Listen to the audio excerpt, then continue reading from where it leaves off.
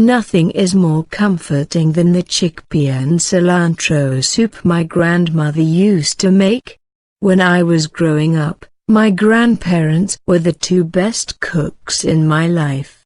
My grandfather was a meat and fish wizard, able to grill, stew, braise, and roast everything to perfection.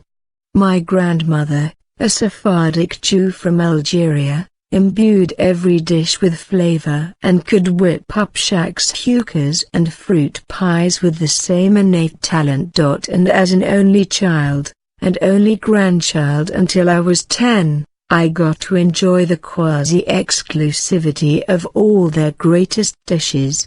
I spent most of my vacations and many of my weekends at their place, being treated to sole munir, lamb meatballs, soup au pistou, gazelle ankles, a sweet almond treat from Maghreb, roasted quails, apple pies, couscous royale, artichoke baragoul, grapes, stuffed squid.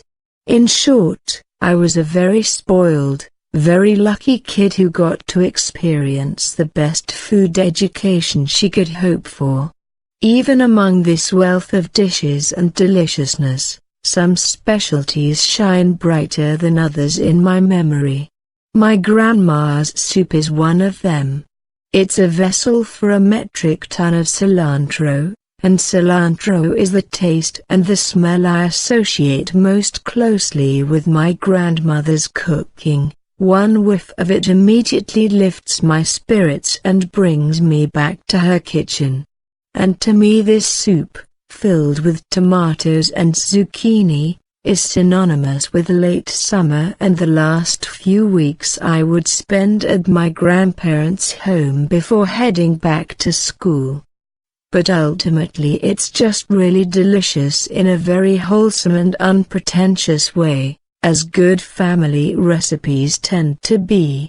It's been nearly a decade since I have tasted that soup the way my grandmother made it. My grandfather passed away a few years ago, then I left France for New York, and as her eyesight began to fade, my grandmother has not even been able to cook much.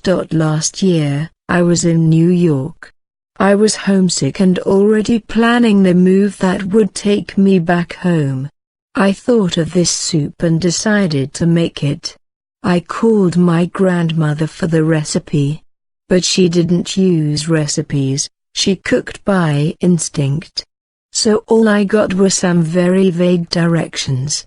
How many tomatoes should I use? You know, just the right amount. What about zucchini? A few, but not too many. You'll know when it's right.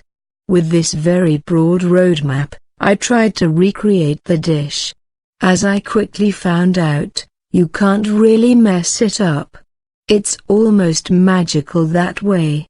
It doesn't matter if you put in too many tomatoes, it still tastes pretty good. But I've made it a good dozen times in the past year, getting closer and closer to the taste I remember. Now I have a pretty set recipe that I can turn to whenever I crave some of my grandmother's food. How to make this soup? The process is pretty easy and straightforward. You sweat some onions, throw in some spices, I go for cumin and paprika, then add a couple of chopped potatoes, for thickness, and chopped zucchini. Now comes the main change I made to my grandma's original process. She would use whole tomatoes, score them with a knife, boil them for a minute each, then peel and chop them, before adding them to the rest of the veggies. This was always the most annoying part of the recipe. So I just swapped in a can of peeled San Marzano tomatoes. It makes the whole process much more streamlined, dirties fewer dishes, and the flavor is the same, if not better. Sorry, Grandma.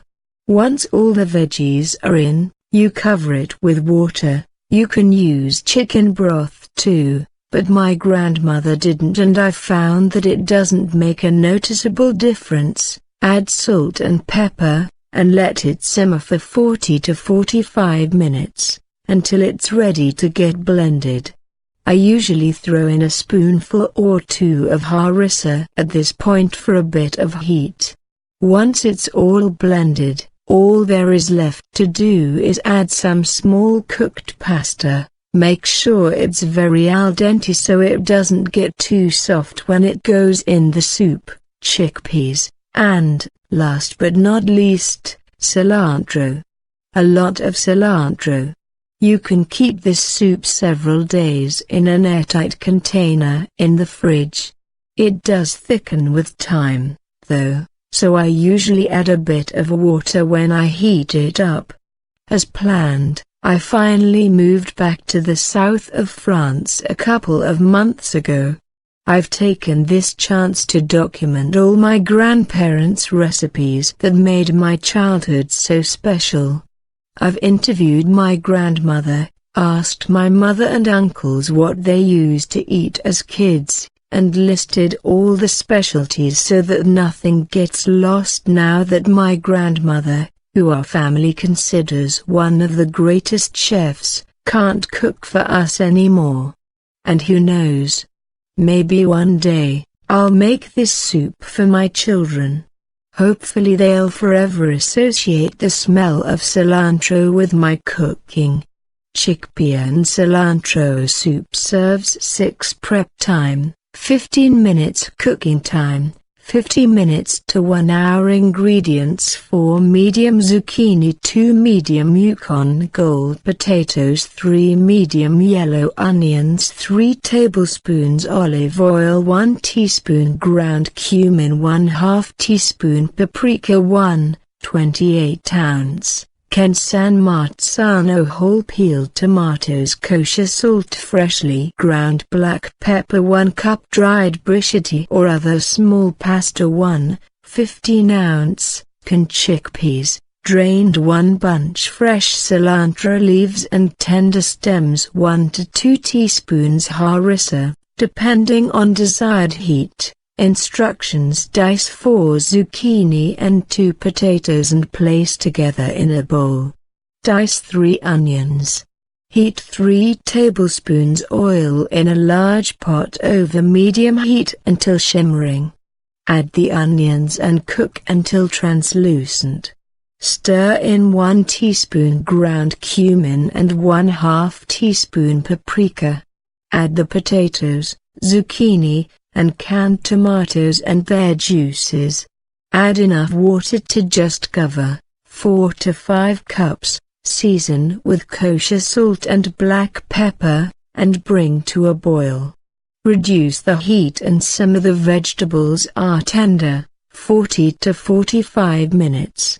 Meanwhile, boil the pasta in a medium saucepan of salted water according to package directions, then drain.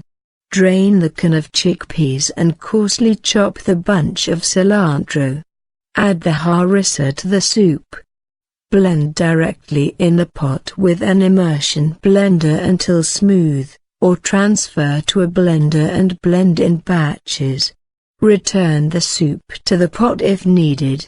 Taste and season with salt and pepper as needed. With the soup on low heat, stir in the chickpeas, cooked pasta, and a generous handful, emphasis on generous, of chopped cilantro. Serve topped with more chopped cilantro. Please subscribe my channel. Nothing is more comforting than the chickpea and cilantro soup my grandmother used to